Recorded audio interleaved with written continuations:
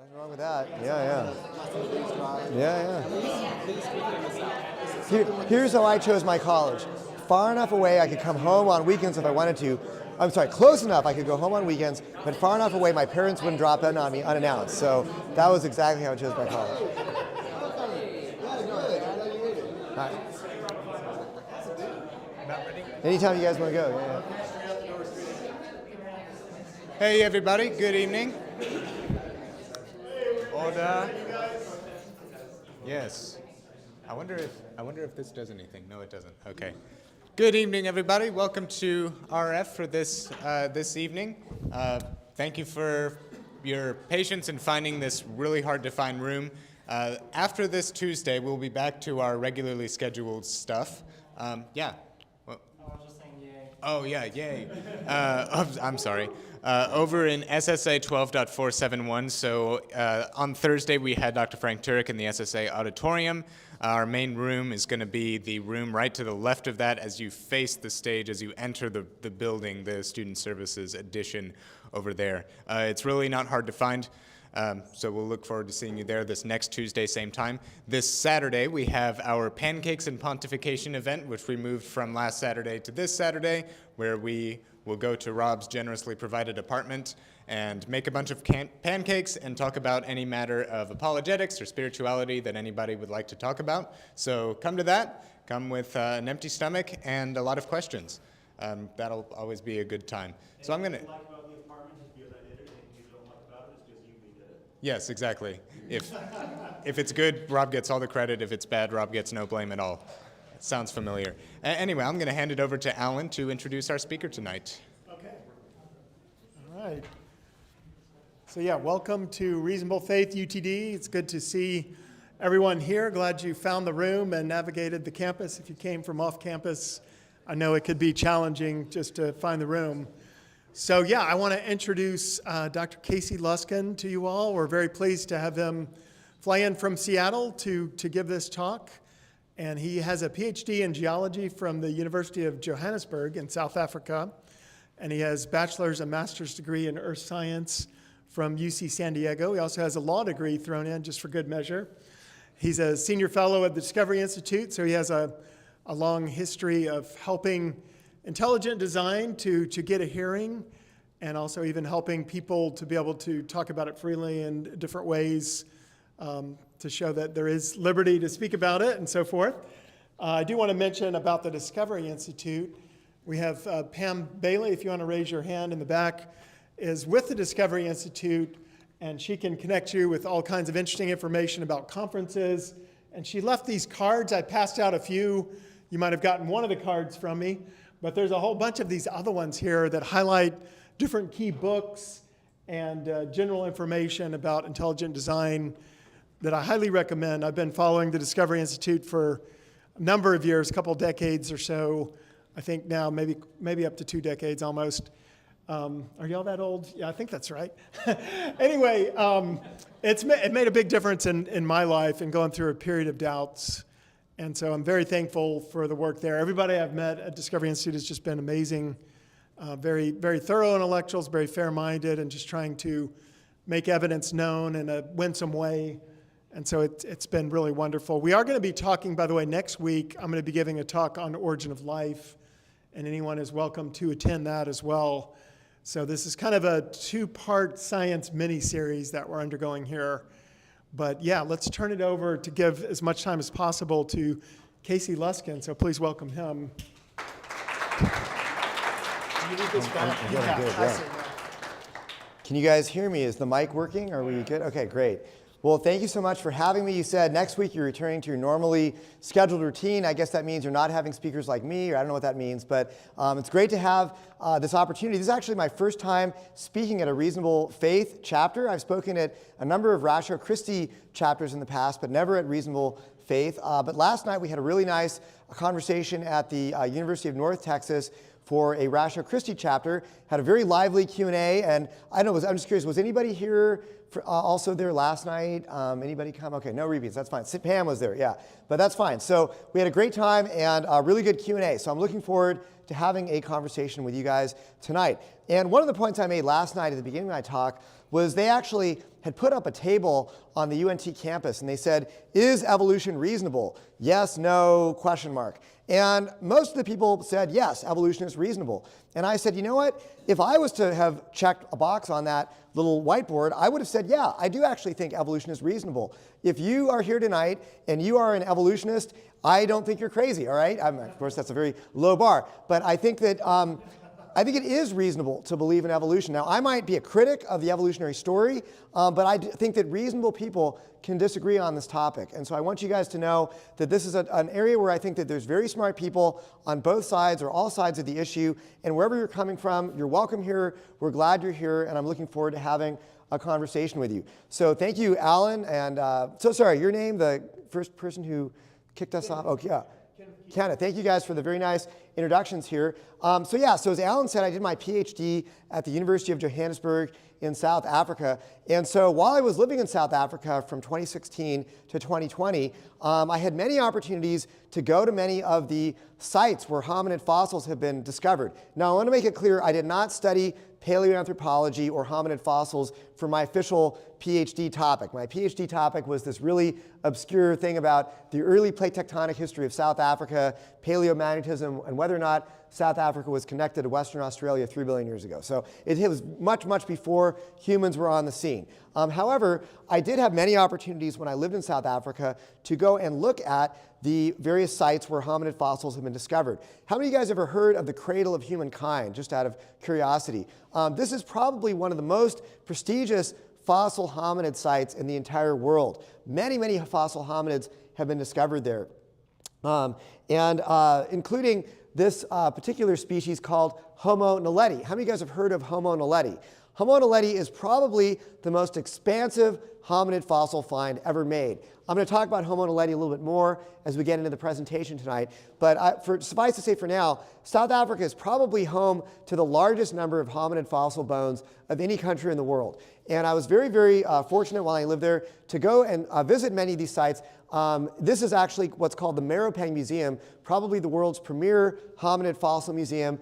This is from the Sterkfontein site that has produced a number of Australopithecine and early Homo species. And in one example, I actually was able to go on a sampling expedition at the Cradle of Humankind and help collect samples for doing paleomagnetic dating to try to take the dates of the rock. So the title of the talk tonight, by the way, that Alan asked me to talk about is, Does Science Disprove a Historical Adam and Eve? But in order to get there, we're going to talk about human origins very broadly, okay? So I would not necessarily say that, it's easy to directly test whether or not Adam and Eve existed. We're talking about, testing for whether two individuals existed, who knows how many thousands of years ago. So this is sort of a topic where it's hard to prove or disprove whether or not Adam and Eve existed. However, there have been brought against the idea of Adam and Eve a number of arguments over the years. And what I'm going to discuss tonight is some reasons why those arguments really don't hold up and why many of the attempts to disprove Adam and Eve have failed. So we're going to do this talk today in two main parts. The first part is going to be on the fossils. The second part is going to be on the genetics. And it's very important, I think, when you're talking about this topic to see what the evolutionary view is. And so interestingly, in 2009, I was present here in Texas for a very large debate that they had at the Texas State Board of Education about how to teach evolution. And you guys remember this from 2009. There was a huge, big debate over whether or not they're going to teach the evidence for and against evolution in Texas public schools, or just teach the evidence for evolution.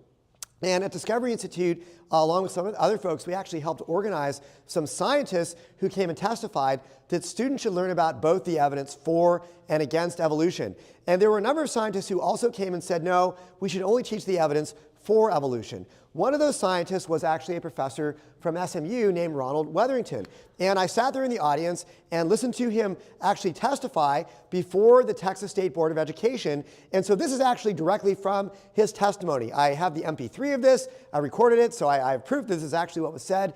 And this is what he said before the Texas State Board of Education. He said, human evolution has arguably the most complete sequence of any fossil succession of any mammal in the world. No gaps, no lack of transitional fossils. So when people talk about the lack of transitional fossils or gaps in the fossil record, it absolutely is not true, and it is not true specifically for our own species. And then he went on to say that human origins provides a nice, clean example of what Darwin thought was a gradualistic evolutionary change. So I was sitting there in the audience before the Texas State Board of Education thinking, okay, this is very interesting. I have studied the topic of human origins for many years. At that point, I'd actually just a few years earlier published a very big review paper in an intelligent design journal on the topic of human origins. And I read many, many scientific papers from the mainstream literature when I wrote that paper. And what I discovered while I was writing that paper is something very interesting. Actually, when you read the technical literature regarding human origins, you find that it is widely recognized that there is a distinct gap between basically some of the ape-like species in the fossil record, which are supposed to be our ancestors, and the very human-like members of Homo, our genus Homo, which you find in the fossil record a little bit later. And this gap is very widely recognized in the technical literature. So I was listening to Professor Wetherington testify, and I was thinking, you know, of course, I fully am sure that he believes everything he's saying. I'm not accusing him of anything, inappropriate or anything like that. But I was just thinking, I know that when you dig into the technical literature, there are very different opinions that are expressed from mainstream scientists who are coming from an evolutionary viewpoint. And so I thought this is really unfortunate, because if this is what's going to be taught to students, then this is really not exposing them to what I think is the major view or the mainstream view in the technical scientific literature, even among evolutionists. And so I thought that students ought to be exposed to the view that actually is expressed in the scientific literature, instead of what I would say is sort of this dumbed-down evolutionary perspective that he wanted to have taught to students. So in any case, one point I want to make before we get going here, we are going to be challenging the evolutionary view that humans and apes share a common ancestor tonight. And as you guys probably know, I'm a supporter of intelligent design. Excuse me. And intelligent design is not necessarily incompatible with common descent. Excuse me. There are actually ID proponents who support common descent and think that humans and apes share a common ancestor. However, I would say that once you begin to find evidence that challenges neo-Darwinism and challenges sort of the mechanism of natural selection, these are important and even legitimate questions to ask about whether or not it is true that humans and apes share a common ancestor. So let's drill down a little bit more on the standard evolutionary view. This is basically a phylogenetic tree of the hominin branch of the phylogenetic tree of primates. And basically, it starts off down here around 4 to 7 million years ago, where we have what are called some of the early hominins. These are species like Sahelanthropus chinensis, or Roentgenensis, or Ardipithecus ramidus. These are supposed to be some of the earliest hominid species that branched off from the most recent common ancestor that we supposedly share with chimpanzees. That would have lived somewhere down here, and these are supposed to be some of the earliest species that maybe started to walk upright. They were bipedal organisms, and they're supposed to show sort of the dawn of the bipedal lineage that eventually led to humans. These species, as we'll talk about, some of these early hominins, are fairly fragmented. We don't have a great idea of exactly what they looked like, but they certainly are said to be some of the earliest species that branched off from the common ancestor we share with chimps. Then after the early hominins, you have a genus of apes called the Australopithecines. And the Australopithecines are said to be a direct ancestor of our genus Homo. They're said to be directly ancestral to you and me and all living humans today. This was a genus of apes that lived from about 1.5 to 4.5 million years ago. And in contrast to some of these early hominins, we actually have a pretty good idea of what the Australopithecines looked like. We have much more complete skeletons and much better data about them. We'll talk about them quite a bit. So as I said, the Australopithecines are supposed to be directly ancestral to our genus Homo. And so these are some of the major members of the genus Homo here. You have the Neanderthals, Homo erectus, and of course you have modern humans, our species, which is Homo sapiens. And so one of the big questions is, what were the transitional forms between the Australopithecines and our genus Homo? One species that is often mentioned is Homo habilis. We'll talk about Homo habilis later tonight, but there are other species as well that have been proposed as possible transitional forms. But what we're going to talk about tonight is that there is actually a large unbridged gap between the ape-like Australopithecines and the first human-like members of the genus Homo. And this is not coming from me or intelligent design theorists or creationists or whatever you want to say. This comes from the mainstream scientific literature. So I'm going to argue that the fossil record does not document the evolution of humans from ape-like precursors. So last sort of slide on the evolutionary view, we need to do a little bit of terminology here. What is a hominid or a hominin? Those terms can mean different things depending upon who you ask. But for this purpose tonight, we're going to use them sort of interchangeably, that a hominid or a hominin is basically any member of the branch of the primate tree that lived after the common ancestor that we supposedly share with chimpanzees and is on this branch, somewhere on this branch that eventually led to humans. Okay, so this is chimpanzees, this is gorillas, this is orangutans, and this is the supposed common ancestor that we would have shared with chimpanzees. So basically, a hominid or hominin is anything that lives on this branch that eventually led to us modern humans. So we'll use these terms interchangeably, even though they're not always used consistently. This is certainly one way that these terms are used in the scientific literature. Before we get too far into this talk, I'd like to talk about the field of paleoanthropology. It's a very interesting field. Paleoanthropology is the field that studies human origins. And I like to say that the field of paleoanthropology is fragmented in multiple different senses. The fossils are fragmented. The fossil record is fragmented in space and time. And the field itself is also fragmented. So what exactly do I mean by this? So the fossils are fragmented. This is a quote from Stephen Jay Gould. He said that most hominid fossils, even though they serve as a basis for endless speculation and elaborate storytelling, are fragments of jaws and scraps and skulls. And even though this is a somewhat older quote, I would certainly say that it holds true today. We have many, many fossils for which we only have a couple of bones. We don't have a great idea of what that species looked like, how it lived, exactly where it fits into the hominid family tree. There's a lot of questions. So the fossils themselves are often very fragmented.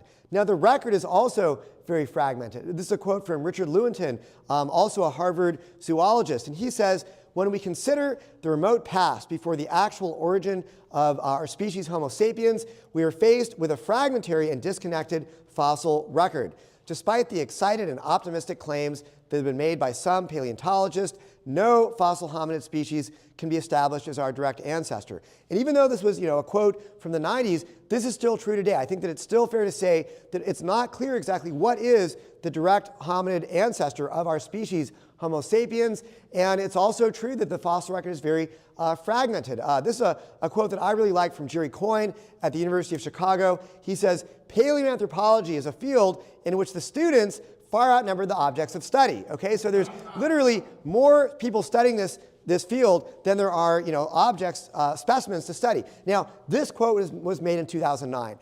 I think it's probably safe to say that since the discovery of Homo naledi, this may not be true anymore. When they discovered Homo naledi in 2015, there were literally thousands of bones that were discovered of Homo naledi. Now, that is not necessarily plugging this crucial gap that shows how the human-like body plan evolved, but it's safe to say that since Homo naledi, we probably have more bones now than we have people in the field of paleoanthropology. But nonetheless, it's true that the record is highly fragmented.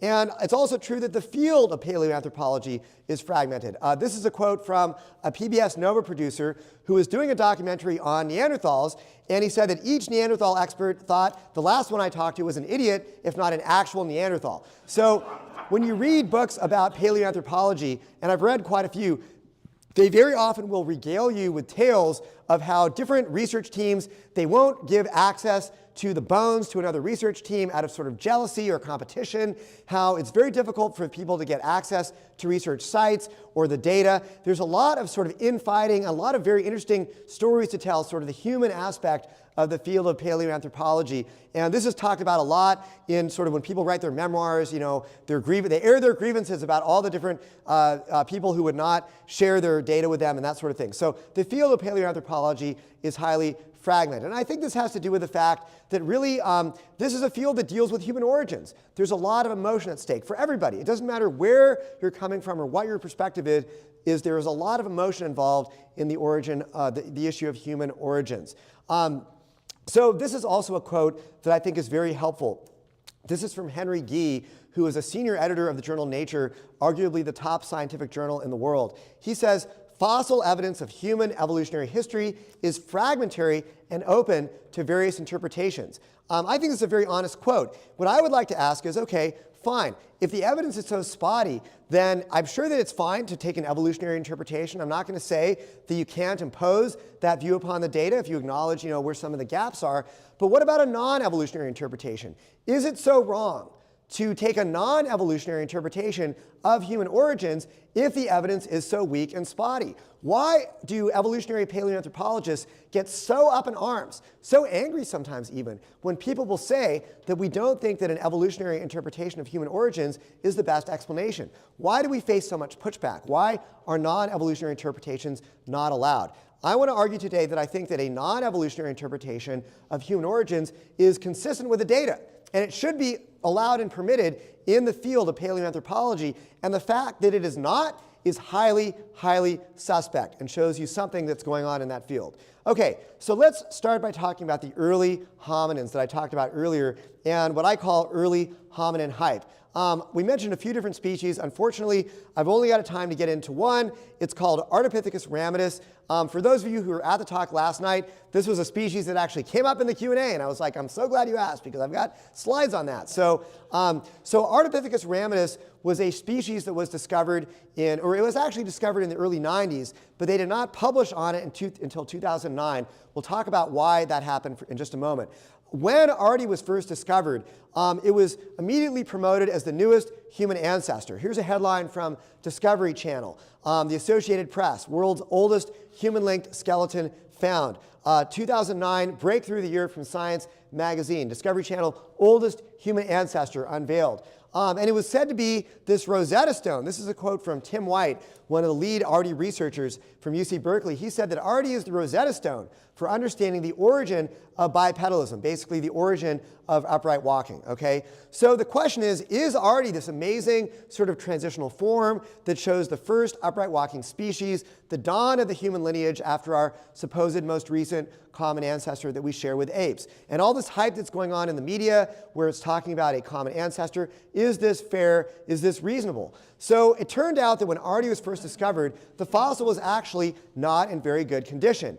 This is a quote from Time magazine that said that some portions of Ardi's skeleton were found crushed nearly to smithereens and needed extensive digital reconstruction. This is not at all uncommon in the hominid fossil record. You often find that the bones are not in good condition and a lot of reconstruction is needed. So some other comments that I found in the literature said things like the pelvis initially looked like an Irish stew. Now, the pelvis is a very important bone for determining how a species walks, whether it walks upright or on all fours, meaning that it's a quadruped. If the pelvis initially looked like an Irish stew and they had to reconstruct it, I'm sorry, but that does not inspire great confidence that we can really be sure about the conclusions that they're coming to. Some other comments that were out there in the literature said it looked like roadkill, it was squished, it was chalky, it was distorted, it was crushed to smithereens, et cetera, et cetera. So this is a good example of, I think, a species where, yes, maybe we have a good number of bones, but we have to reconstruct it, which makes it hard to say for sure exactly what it looked like. So initially, when Ardi was promoted and first discovered, there was a lot of hype in the media saying that Ardi was an upright walking species and a human ancestor. And I've seen this happen many, many times. When a new hominid species is discovered, the sort of news media immediately decides it's a great opportunity to go on a crusade for Darwin, okay? And so the news media will immediately put out all these new headlines. Oh, new human ancestor discovered, et cetera, et cetera. But what I encourage people to do is to wait a few months, wait 6 months, wait a year, and you will almost always see that cooler heads will prevail, and you'll see other perspectives and opinions being advocated or articulated in the scientific literature. And that's exactly what happened with Ardi. So the following year after Ardi was discovered, there was an article in the journal Science which said that all of the Ardipithecus ramidus bipedal characters cited also served the mechanical requisites of quadrupedality. In other words, it was not a bipedal hominid. It actually walked on all fours. Another article in the journal Nature from 2011 later on said, the claim that Ardipithecus ramidus was a facultative terrestrial biped is vitiated because it is based on highly speculative inferences about the presence of lumbar lordosis and on relatively few features of the pelvis and foot. So one of these scientists even said that he thought that the hype around Artie was overblown. So I think this is just sort of a nice little microcosm of what we often see with hominid species in the public discourse. Initially, we see a lot of hype, and then over time, cooler heads will prevail, and you'll see that different perspectives are being articulated. In fact, if you want to now flash forward quite a bit to 2021, there was a study in the journal Science Advances which found that Artie had the hands of a tree climber and a knuckle walker and basically used a chimp-like mode of locomotion, did not walk upright like human beings. So again, you have to wait sometimes to see things come out, but don't basically, when you see all this hype in the media, be skeptical and wait to see what the scientific literature actually says over time. Okay, so that's a little bit about some of the early hominids. Let's now turn to the Australopithecines. And as I said earlier, the Australopithecines are a genus of ape-like hominids that lived from about 1.9 to 4.5 million years ago. Their name literally means southern ape. They had a brain and body about the size of a chimpanzee. And one of the most complete and most famous known Australopithecine specimens was Lucy, a member of the species Australopithecus afarensis. And so what the Australopithecines are often said to be is they're said to be basically something that had human-like mode of locomotion with a very small chimp-like head. So basically a small organism, a small hominid about the size of a chimp, but it walked upright like we do and had a brain about the size of a chimpanzee. However, when you look at the technical literature, what you find out is that there are many Australopithecine traits that were either ape-like and or not human-like. And this includes their arms, their chest, their striding gait, their shoulders, their abdomen, their inner ear canals, their developmental patterns, their toes, their teeth, their hand bones, and their brain size. Many species, many traits of this organism that were either ape-like and or not human-like. And again, this is all coming from the mainstream scientific literature. So the question I want to ask is, was Lucy a small-brained bipedal ape, as she's often claimed to be? So in 2009, it seems like a lot of things happened in 2009. It was the bicentennial of Darwin's birth. We had this huge debate in Texas here, and it made national news over how to teach evolution. In 2009, Lucy's bones actually went on sort of a tour of the world. And they actually came to a science museum in Seattle, the Pacific Science Center. And I had the opportunity when I was living there to actually go and see Lucy's bones. And it was really amazing to see these bones under the glass. But one of the things that struck me when I saw Lucy's bones was how few of them there were, okay? Only about 40% of Lucy's skeleton was found. Now, that is not necessarily a problem because when you're dealing with an organism that's what we call a bilaterian, you have a left half and a right half. So if you have, say, a femur right here, you can assume a mirror image over here. And so when you do sort of take that approach to reconstructing Lucy, we can reconstruct quite a bit of her, although we didn't have very much of her skull, and we didn't have anything from her feet, and just a couple of hand bones. In any case, it is true, I think it's fairly well established, that Lucy was in fact small-brained. But the nature of her bipedality, whether or not she really walked upright like human beings, is very controversial. In 2000, there was an article in Nature that found that Lucy had the hand bones of a knuckle walker and that she knuckle walked as chimps and gorillas.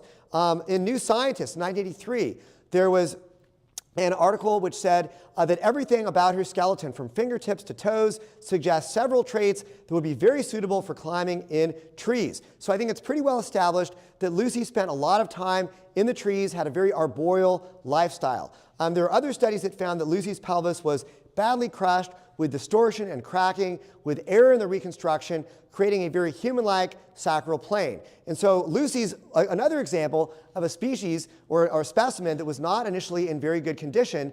And so her pelvis was actually not in very good condition. And there have been criticisms that when they reconstructed her pelvis, they actually made it look more human-like than it should have been. And so this, I believe, is from the Journal of Human Evolution, said that there was error in the reconstruction. And by the way, I should say, if you guys want any citations for any of my points I'm making today, I'm going to put up a QR code at the end of the talk to an open access paper that I wrote on human origins. Actually, a couple of QR codes for a couple things, but one in particular will have all the citations here. And of course, I'm happy to answer questions in email. So this article in the Journal of Human Evolution went on to say that prevailing views of Lucy's posture are almost impossible to reconcile. To resolve such differences, more anatomical fossil evidence is needed. The available data at present are open to widely different interpretations. So I'm going to give you guys my best take on how I think Lucy walked. If you look at something in her skeleton called the bicondylar angle. It's kind of the angle that the femur makes going down to the knee from the hip bone.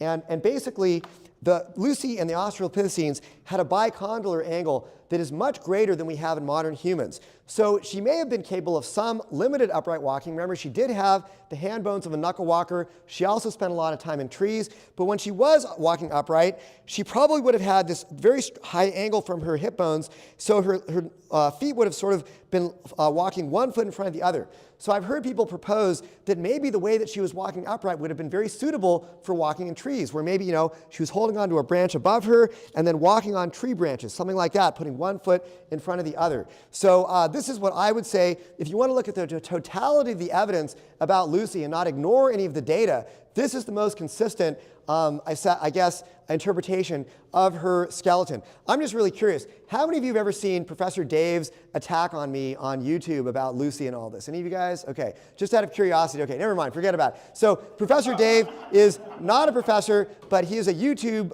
he's a smart guy. He's a YouTuber who basically pretty viciously attacked me over Lucy's mode of locomotion. But I'll just say this. Everything I've ever said about Lucy is backed up by the mainstream scientific literature. And if you have any questions about it, I'm happy to give you guys the citations. So anyway, talking about whether or not the Australopithecines were directly ancestral to modern humans, there was an article in the Journal of Molecular Biology and Evolution which said that no gradual series of changes in earlier Australopithecine populations clearly leads to the new species, talking about early Homo, and no Australopithecine species is obviously transitional. So we have a problem here with this claim that the Australopithecines are directly ancestral to modern humans. Another leading anthropologist said Australopithecines are like apes and the Homo group are like humans. Something major occurred when Homo evolved, and it wasn't just in the brains. So I would say that the Australopithecines probably had a unique form of locomotion that involved tree climbing, knuckle walking, and a non-human-like form of bipedalism that may have been well suited for walking on tree branches and living in trees. Okay, so let's talk now about some possible intermediates leading to our genus Homo, some of these supposed transitions from the Australopithecines leading to our genus Homo. And as I said earlier, one of the most prominent examples that's often given is Homo habilis. Literally means handyman, or it means like tool-using man. So there's a problem with Homo habilis, and that its skeleton in the last couple decades has come under great attack, basically saying that it does not have the right morphology, the right shape, to be a transition between the Australopithecines and our genus Homo. An article in the journal Nature said that the habilis skull represents an unlikely intermediate between the morphology seen in the Australopithecines and Homo erectus. That's a very early version, of Homo that had a very human-like body plan. The Journal of Human Evolution said it is difficult to accept an evolutionary sequence in which Homo habilis, with less human-like locomotor adaptations, is intermediate between Australopithecus and fully bipedal Homo erectus. In fact, one leading anthropologist said that Homo habilis is a wastebasket taxon, little more than a convenient recipient for a motley assortment of fossils. So he doesn't even believe that Homo habilis is a real species, basically. But the question that really comes up a lot is, was Homo habilis this very early tool user? And I have to say, there have been some major criticisms of the claim that Homo habilis used tools in the mainstream scientific literature. And one of the reasons why is it can be very difficult to associate a particular species with particular tools. I've actually found hominid stone tools when I was hiking around South Africa on multiple occasions. I found stone tools while I was living there. And it's very difficult to say, oh, even if you find fossils nearby, that you can say, okay, we know that the person that these bones represent used these tools that we're finding over here. You're not like finding the stone tool in their hand or something like that. So many of the associations between Homo habilis and tools has proven highly dubious, according to this article in the journal Science. There was actually a study in Science, and then later on in a major review of the field of paleoanthropology published in a Springer-Verlag book in 2015. And what they did is they looked at all the major skeletal traits of Homo habilis and found that across the board, they were more like an Australopithecine than they were actually like humans or like the genus Homo. And they found that its body size, body shape, locomotion, jaws and teeth, development, brain size, all of these to make it belong in Australopithecus, it shouldn't even be called Homo habilis.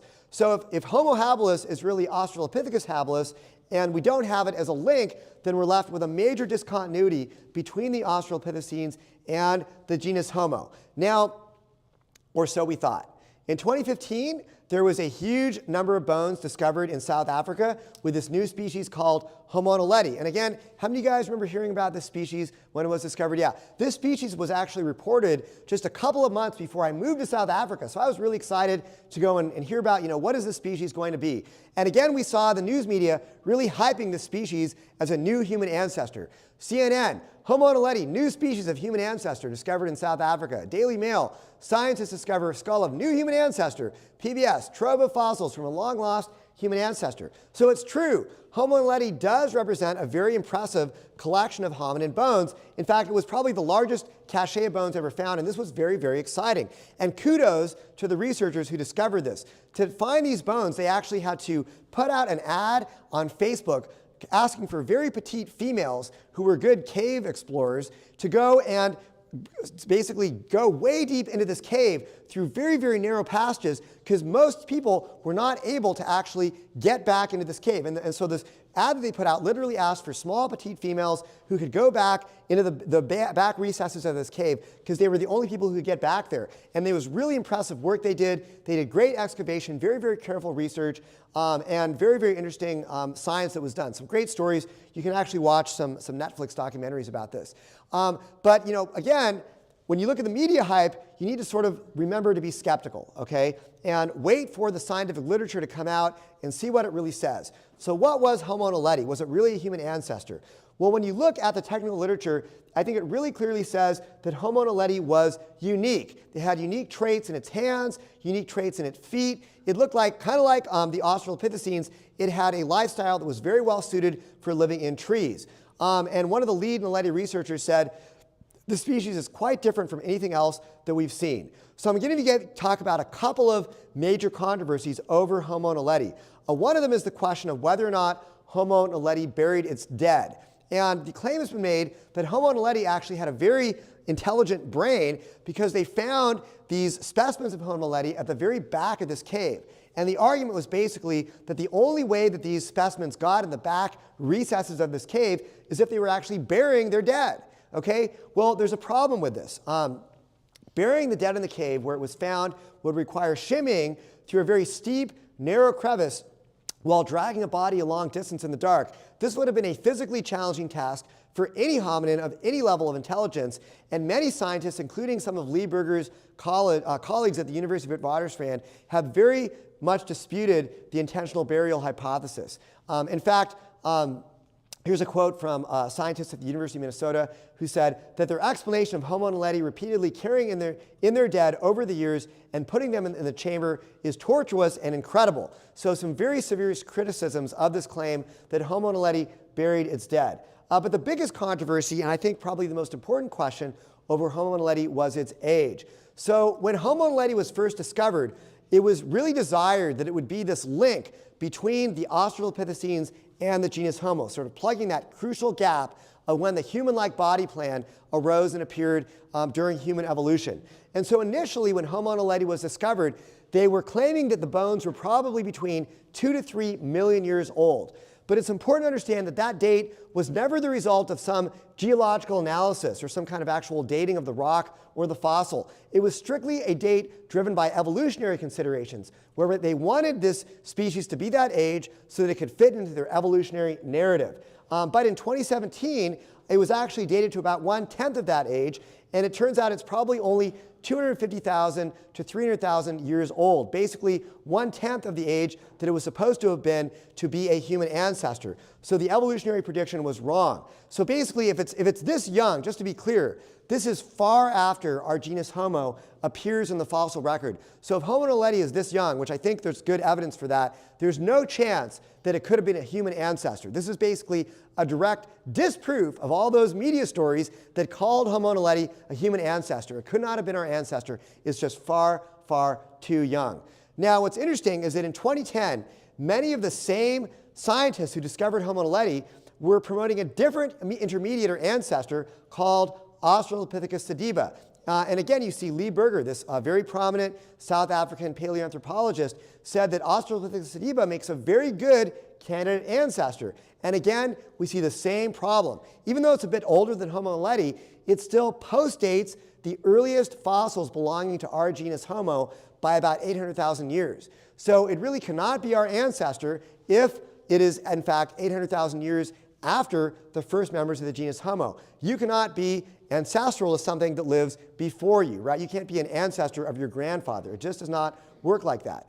So many evolutionary paleoanthropologists were not worried by this, okay? Because when there's sort of a chronological problem in the fossil record, and maybe a fossil is not found in exactly the right location, what they will do is they will invent something called a ghost lineage. What is a ghost lineage? A ghost lineage is basically saying, well, the fossil record is incomplete. We don't have a complete fossil record of any species. So maybe the reason that we don't find this species is just because of the incompleteness of the fossil record. Maybe it actually did live, maybe 800,000 or a million years earlier, and we just don't have a record of it. So there were some scientists who actually decided to test this claim that Australopithecus sediba is ancestral to Homo, despite the fact that it is only found 800,000 years after the first fossils belonging to Homo. And so what they did was they plotted this histogram, where they basically looked at all the known ancestor and descendant pairs in the hominid fossil record, and they plotted the time differential between those two organisms. And so if it's negative here, that means that you're finding it the way you want it to be. Basically, the ancestor comes before the descendant. And they plotted this up and plotted a histogram and found that Australopithecus sediba would plot way over here.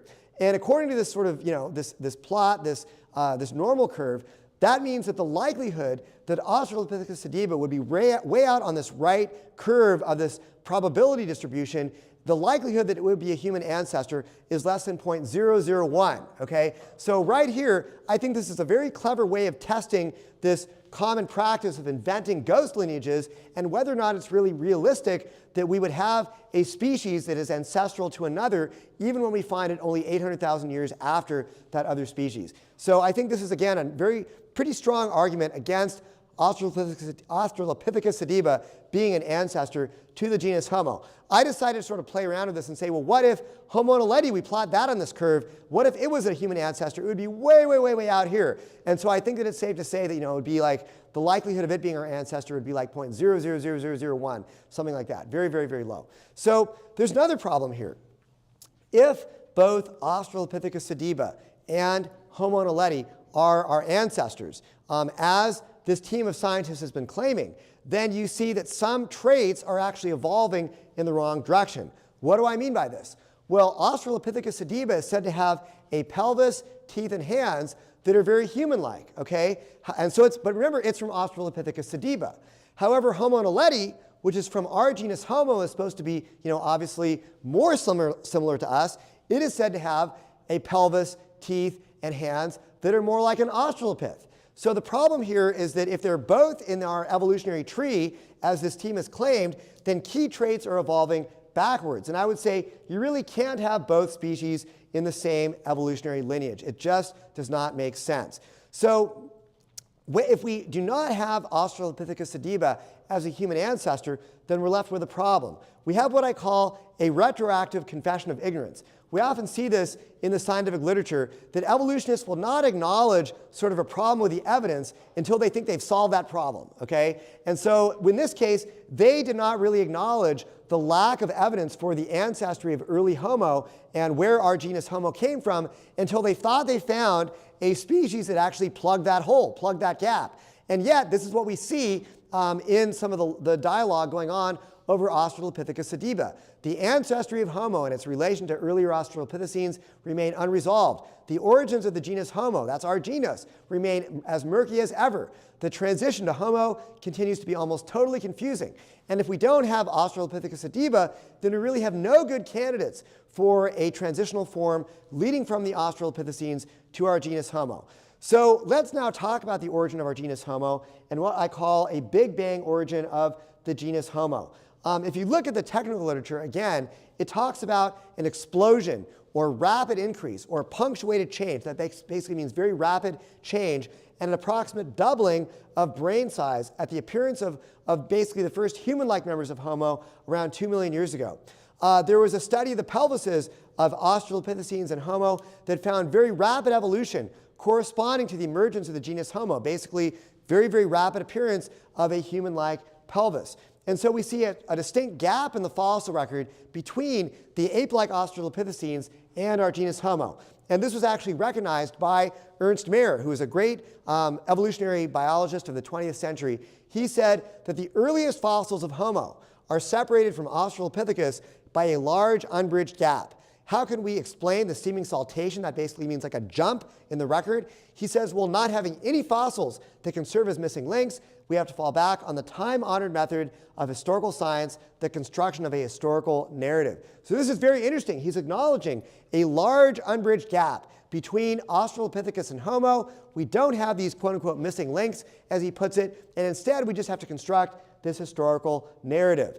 Another example of this is a quote from a paper by 3 Harvard paleoanthropologists. And they give the good news and the bad news about this transition from Australopithecus to Homo. First, what is the bad news? They say the transition from Australopithecus to Homo was undoubtedly one of the most critical in its magnitude and consequences.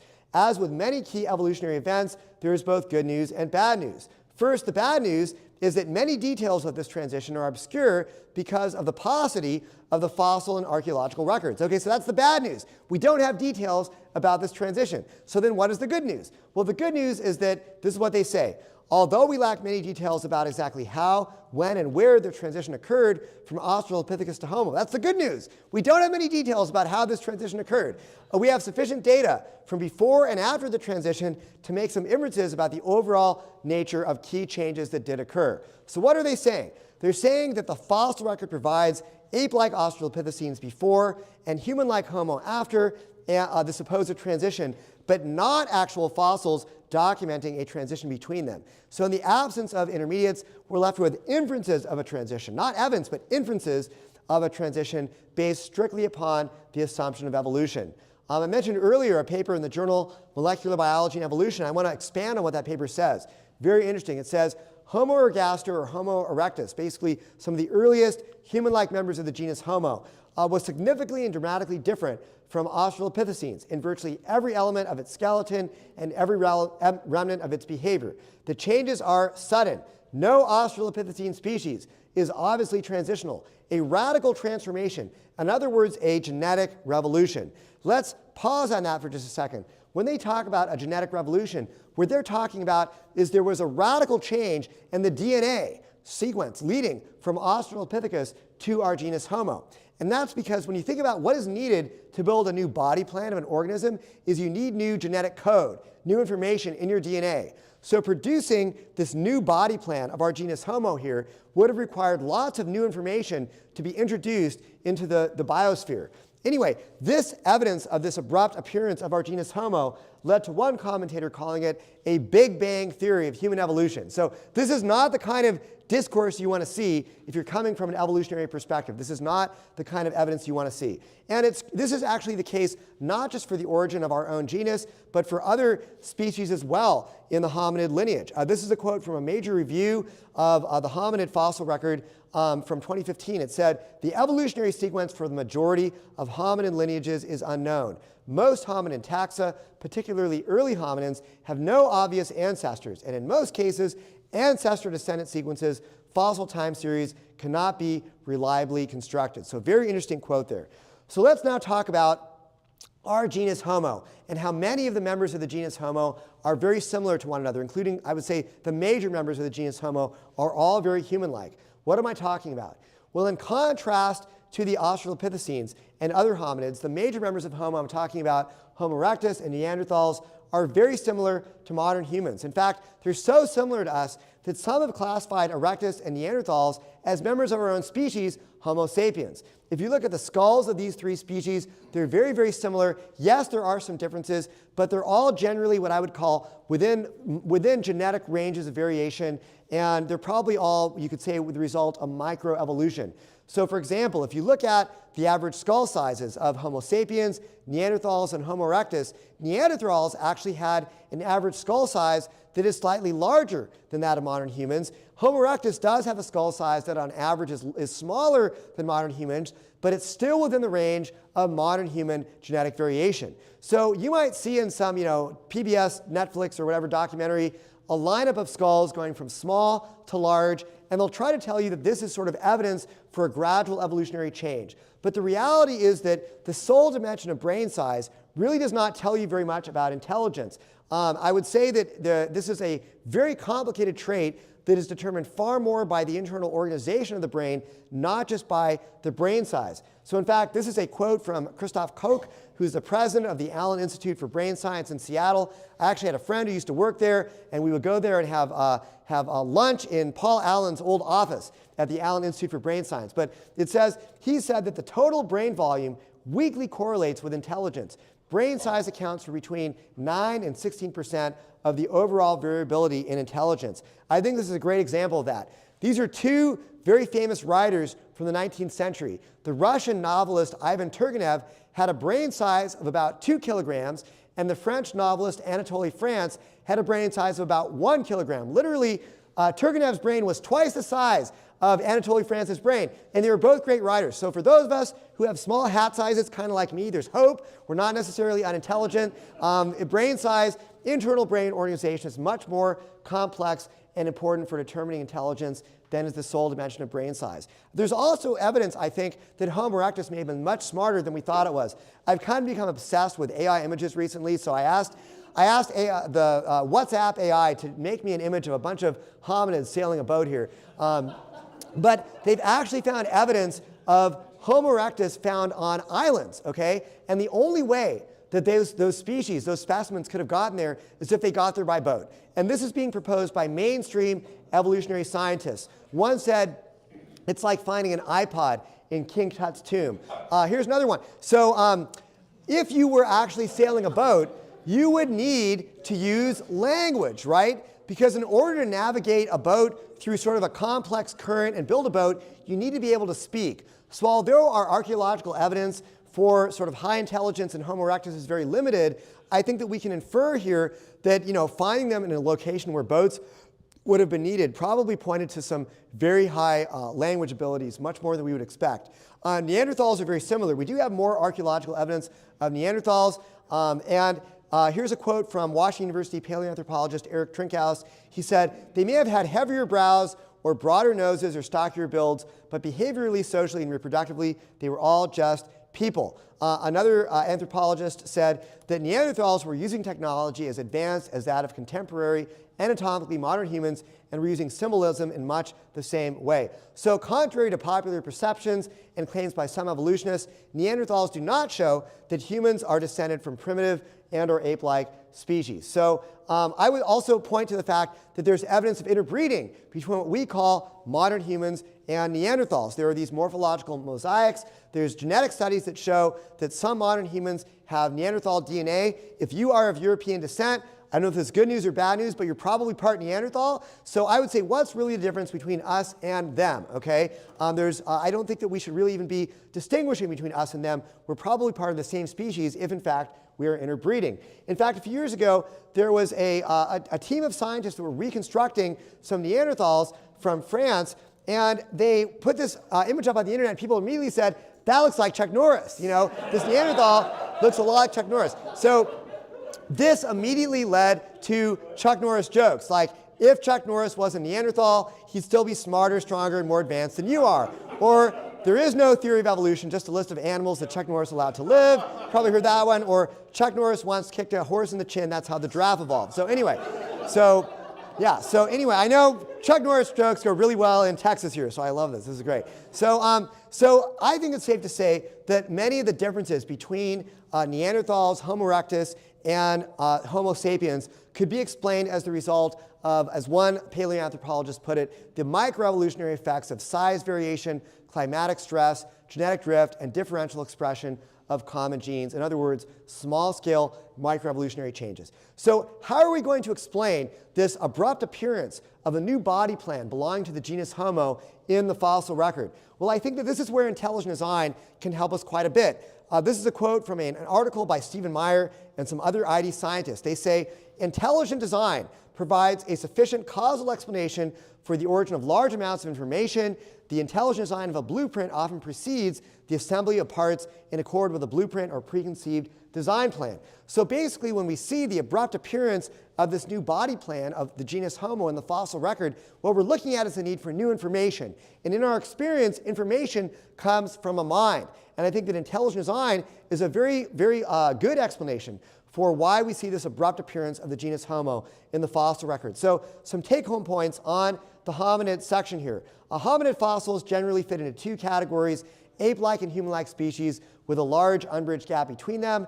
This morphological or sort of body plan discontinuity reflects a genetic revolution, and the genus Homo appears abruptly in the fossil record in a manner that challenges standard explanations from evolutionary perspectives for the origin of our species. In fact, I would say that a Big Bang model requires the rapid origin of new genetic information and is best explained by design. In fact, I would like to think that Chuck Norris would approve. I once actually found the official Chuck Norris fact book, and here's what he says. He says, I believe in microevolution, genetic mutations that provide small variations in different species in the animal kingdom.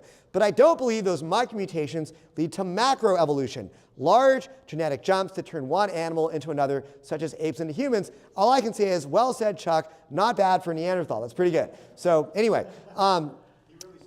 He did. This is from the page numbers right there. This is in the Chuck Norris fact book. I couldn't believe it. I was like, wow, Chuck, I'm right with you there. I love it.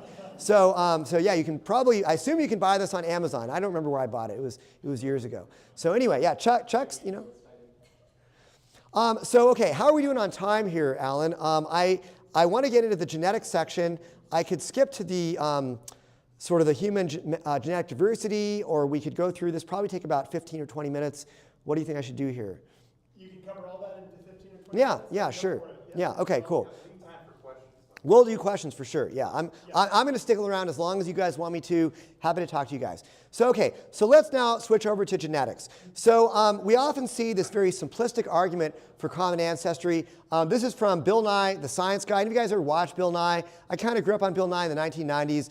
You know, he was great, fun after-school science, teaching you science. But it turns out he's kind of a raving materialist who thinks that, like, parents shouldn't even be able to teach their kids if they don't believe in evolution about those views. It's kind of crazy. But anyway, Bill Nye has said that as our understanding of DNA has increased, we have come to understand that we share around 98.8% of our gene sequence with chimpanzees. And he says this is striking evidence for chimps and chomps to have a common ancestor. So how many of you guys have heard this argument that basically we are 98 or 99% similar to a chimp, and this shows that we share common ancestry with chimps? Well, I want you to know this kind of an argument is not just coming from Bill Nye, the Science Guy. Last year, in August of 2023, I was at the Smithsonian Institution, Museum of Natural History, where they talked about and said, you and chimpanzees are 98.8% genetically similar. So what's interesting, though, well, we're going to ask two questions. Is it true that we are 98.8% genetically similar to chimps?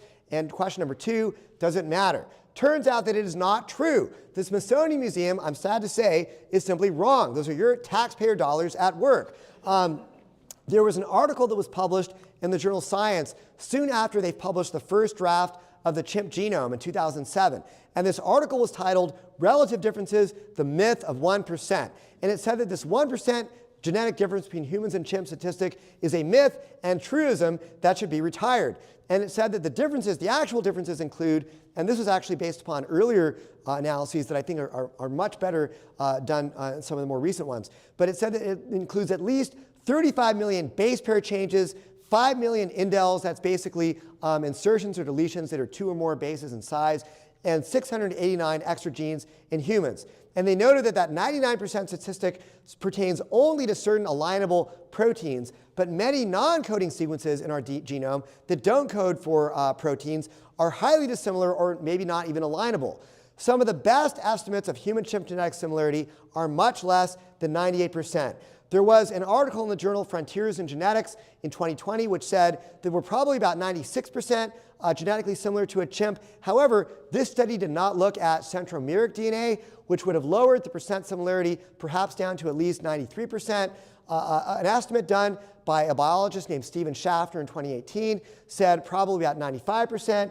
And then a scientist named Richard Buggs, he asked what percentage of the time can we match up one-to-one nucleotide pairs? We actually find matching nucleotides in the human and chimp genomes. And based upon that, he said only 84.38% of the human and chimp genomes match up when you look at one-to-one matching nucleotides. But it's important to understand that all current estimates of the human-chimp genome comparisons depend on what are called humanized genome versions of the chimp genome that used human DNA as a scaffolding when they were built. These are not my words. These actually come from the NIH website. So basically, they used the human genome as a scaffolding when building these chimp genomes, and they're probably more human-like than they really are.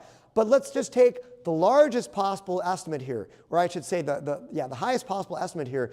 That 4% genetic difference at least amounts to 120 million nucleotide differences between humans and chimps. But look, let's just say for the sake of argument that it really is 99% similar. I mean, 120 million nucleotides can encode a huge amount of traits in an organism. But let's say we are 99% similar. I would say, so what?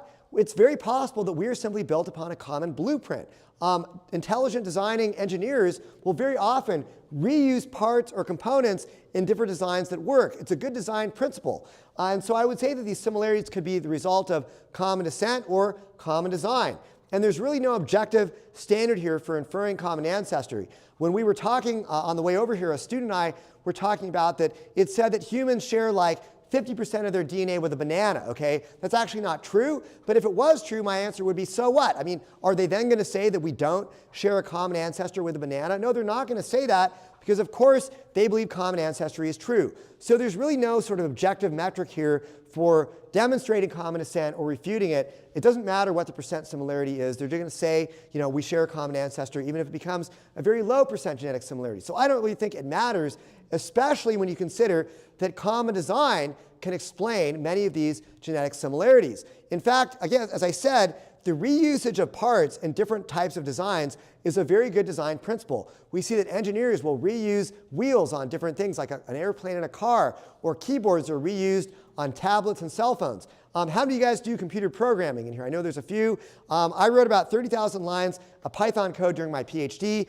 And I can tell you that programmers will very often borrow code from other sources. We reuse code that works. Raise your hand if you've never gone to Stack Exchange late at night when you needed to solve a problem that you couldn't solve. Okay, I'm not going to raise my hand. I did that many times. Now, in my code, I would acknowledge my sources, so I'm not just claiming that every piece of code that I borrowed was my own. However, you know, it's okay. Programmers will reuse code that works. If you're writing your own programs, the very first thing I do when I'm writing a new program is I hit Control-C, Control-V, okay? I take an old program I wrote that does kind of like the new one I want to write. I copy the code and then I tweak it to do the new function I want, okay? So programmers will reuse code in different programs all the time, and this is normal practice. And so I think it's very understandable that an intelligent agent would reuse DNA code that works to perform certain functions in different organisms. The fact that we share a lot of similarity with other species, including chimps, even high degrees of similarity, could just as easily be common design as it could be common descent. But let's take, you know, just a 4% difference. I took this famous quote from, and by the way, another nice AI image there. I took this quote from Empire Strikes Back, where Darth Vader is confessing to Luke that he is his father. And I changed for 4% of the words, I decided to add in the word not, okay? It radically changes the meaning of the quote, right? I am not your father. Search your feelings. You know it to be true, Luke. You cannot destroy the Emperor. He has foreseen this. It is your destiny. Join me, and together we cannot rule the galaxy as father and son. Come with me. It is not the only way. So you can change a very small percentage of the words and radically change the meaning. It turns out, though, that we have a lot of unique DNA sequences in our genomes. We have over 800 unique line sequences which are involved in gene regulation, including in the brain and embryological development. We have 7,000 unique sign sequences which are called ALUs in primates. These are associated with DNA repair alternative splicing, which generates protein variants, RNA editing, and gene regulation. And it turns out that gene expression in the brain is very different between humans and chimps. So I want to ask the question really quick. Is there enough time in the fossil record, since the supposed most recent common ancestor between humans and chimps, for all of these genetic differences to arise? Let's go through this and talk about the math on this really quick. So if you wanted to convert an ape-like ancestor into a human being, there are many morphological changes to the skeleton that would need to be made. You would need a new design of the spine, a new shape and tilt to the pelvis, legs that angle in from the hips, knees, feet, and toes designed for upright walking, a skull that sits on top of the spine in a balanced position, a shift in jaws and muscle attachments, changes in the skull shape and size, and of course, as we just saw, human and chimp DNA has at least 120 million base pair differences, which encode these anatomical differences. So is there enough time to evolve all of these morphological and genetic differences? So if we want to ask the question, is there enough time, what are some of the relevant factors we're going to look at? We're going to look at the population size. We're going to look at the generation time. We're going to look at the mutation rate. We're going to look at the time available from the fossil record. What we find is that in each case, in the case of an evolving population of hominids, these factors are working against the evolutionary process. The population size for hominids is very small, very bad for evolution. Basically, a small population size means you don't have very many opportunities for these new traits to arise and these mutations that are needed to build these new traits. We have a very long generation time. That's bad for evolution. That means it's going to take a long time for these new traits to arise. We have a mutation rate that's very low. Also bad for evolution. A higher mutation rate would give you more opportunities for the right mutations to arise. And then the time available from the fossil record is also very short. It's certainly less than 10 million years. In fact, I think the most common estimates you'll see for when the most recent common ancestor of humans and chimps lived was probably just 4 to 6 million years ago. So now this might seem like a lot of time, telling me 10 million years, but when you start to do the math, you come up with some problems. Okay, so what this means is that evolution does not get very many quote-unquote rolls of the dice to get the right mutations in a population of hominids to evolve these new traits. How do we know it's not enough time? Well, how many of you heard of who Michael Behe is? He's a well-known pro-ID biochemist. He wrote a paper years ago in the journal Protein Science that calculated how long it would take to get a trait that requires just 2 mutations in order for it to give some advantage, okay? Well, some of Behe's critics then tried to refute him in the journal Genetics, okay? And what they found is that for a population of hominids, or a population like humans, with a much smaller effective population size, they said that to get a trait that just requires 2 mutations before it gives you some advantage, they said this type of change would take over 100 million years. And they admitted that this is very, very unlikely to occur on a reasonable timescale, okay? So we're talking about over 100, I think the exact number was actually like 216 million years. Does that sound right to you, Ray? Yeah. And yet we have less than 10 million years in the fossil record for this change, this transition to occur. So I think it's safe to say that if any of the 120 million base pair differences between humans and chimps in our DNA that encode many of the anatomical differences between humans and chimps, if any of those represent a trait that would require 2 or more mutations before providing an advantage, it's very unlikely to have evolved in humans since our supposed split with apes. We just don't have enough rolls of the dice. What you are looking at here is basically a mathematical refutation of the claim that humans evolved from ape-like ancestors via standard, unguided evolutionary mechanisms. It is simply not possible. The math does not add up. So genetic summary, humans are too genetically unique compared to apes to have evolved by standard evolutionary mechanisms in the time allowed by the fossil record. Okay, I want to close this up with just a few slides on human genetic diversity, because this is a hot topic that has come up in the last, I would say, 10 or 15 years. Because many theistic evolutionists, basically Christians or people who believe in God and believe that God used the evolutionary process, have argued that human genetic diversity is too great for humanity to have ever arisen from an initial pair of just 2 individuals like Adam and Eve, okay? And so this actually started off when Christianity Today did a cover story in 2011 called The Search for the Historical Adam. But this article did not promote a historical Adam and Eve. Instead, it highlighted evangelical thinkers, especially scientists, who accept modern evolutionary theory but reject traditional beliefs that we basically came from an initial pair of two individuals, which in the biblical tradition is called Adam and Eve. Francis Collins, who wrote the famous 2006 book, The Language of God. This is from the article in Christianity Today. It says that he reported scientific indications that anatomically modern humans originated with a population that numbered something like 10,000, not two individuals. So basically the argument is that modern-day human genetic diversity can never be reduced back to just a pair of two individuals. You had to have a population of thousands of individuals to account for modern-day human genetic diversity.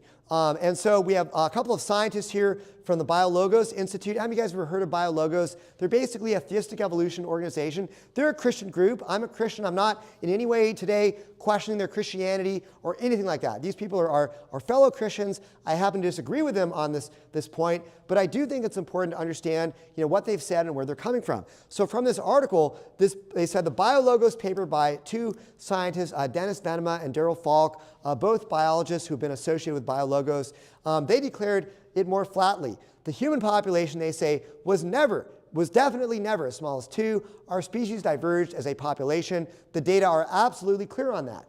So again, the argument is basically that modern day human genetic diversity is so great that it can never be explained by us coming from just an initial pair of two individuals. Many thousands would be necessary to generate the observed human genetic diversity today.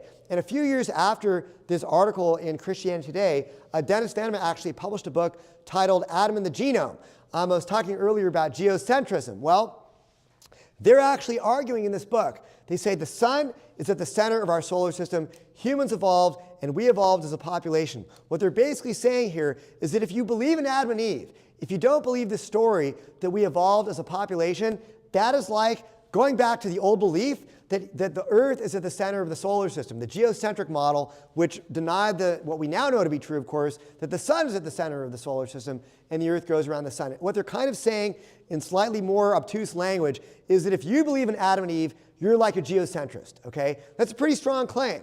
And I think that when we see this kind of overblown rhetoric, we should be red flags should be going up off in our minds, and we should be wondering, is the evidence really there to back it up? So after Adam and the Genome was published, there was a discussion on the BioLogos discussion forum where Richard Buggs, who is a biologist and a Christian at Queen Mary University, he sort of engaged with Dennis Venema, and Venema eventually admitted that the papers that he had cited in the book did not actually address and therefore could not have refuted the existence of an initial couple that basically led to humanity. So Richard Buggs wrote, you would do your service, you have to find these quotes, you have to dig through like thousands of pages on this discussion forum. So I've done the work for you here, so you don't have to read through it all. So Richard Buggs wrote, you would do your readers a service if you wrote a blog to tell them now, as far as you're able, that present-day genomic diversity in humans does not preclude a bottleneck in the human lineage between approximately 700,000 and 7 million years ago. I think you owe this to them. This bottleneck they're talking about, where is that, is basically saying that we can be traced back to an initial pair of just two individuals, okay? And Venema replied, I've already agreed with this. You're welcome to publicize it. So I want to say here, kudos to Dennis Venema for actually acknowledging and being willing to admit when you made a mistake. I mean, that's really hard to do, and I respect the fact that he did this, that he was willing to acknowledge that his argument against Adam and Eve was wrong. And so the question then became, well, okay, if it's possible for Adam and Eve to have existed, how far back did they need to be in order to have an initial pair?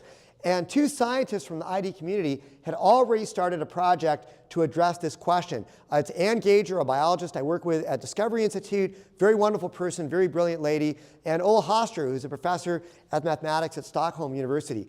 And basically they published 3 papers in the journal Biocomplexity, which ultimately found that you could explain all of human genetic diversity back to just an initial pair of 2 individuals if that couple, Adam and Eve essentially, lived about 500,000 years ago. But they said that if additional evolutionary assumptions were questioned, then you could have Adam and Eve living much more recently. In fact, 2 other scientists who are basically like theistic evolutionists, they accept an evolutionary view, they came to very similar results. If you sort of model human evolution using standard evolutionary modeling, you could have all of humanity coming from an initial pair like Adam and Eve if they lived about 500,000 years ago. So Joshua Swamidas and Steve Schaffner both came to also similar conclusions. Now, I know that there are some folks here who may be coming from like a younger view of Adam and Eve, that they may have lived much more recently. And what's interesting is that there's a team of young Earth creationist scientists. I personally am an old Earther, but I wanted you guys to know that there's also some interesting research being done from sort of some very good scientists in the young Earth community, including John Sanford. And they basically modeled human genetic diversity if you assumed not just that Adam and Eve were given sort of built-in diversity into their initial genomes, but maybe the gametes of Adam and Eve had built-in diversity. So if you basically had Adam and Eve being given built-in diversity in their gametes, and then they had dozens of children, then they have calculated that Adam and Eve could have lived just a few thousand years ago, and you could explain modern human genetic diversity. So the upshot is this. I'm an old Earther, but whether you're a young Earther or an old Earther, the view that if you believe in a traditional Adam and Eve who is specially created by God as our sole progenitors, then science does not refute your Orthodox Christian views, whether you are a young Earth creationist or an old Earth creationist. You can explain modern human genetic diversity regardless of whether you believe Adam was very old, say hundreds of thousands of years ago, or very young, just a few thousand years ago. In either case, it is not refuted by this argument for modern human genetic diversity. So, final point then, neither the fossil evidence nor the genetic evidence are incompatible with the biblical view of Adam and Eve as an initial pair who were specially created and were the sole genetic and genealogical initial ancestors of all living humans. So if you want, you can whip out your phone right now, take a picture of this QR code. This will take you to an open access article that I published last year about many different Christian views on Adam and Eve that have been proposed over the last few years, including William Lane Craig's very interesting book, I believe what's In Quest of the Historical Adam. And you're welcome to read my article, and I sort of review those different views on Adam and Eve and sort of evaluate them. And then finally, so I would say we don't have no Adam and Eve, so that's important to note. And then my last slide here.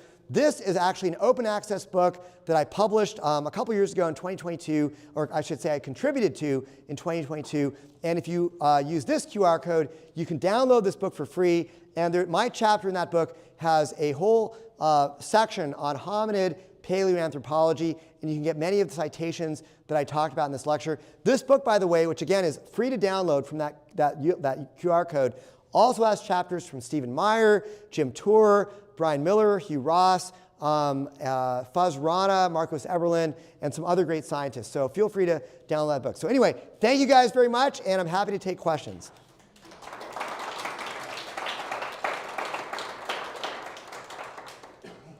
I have a question.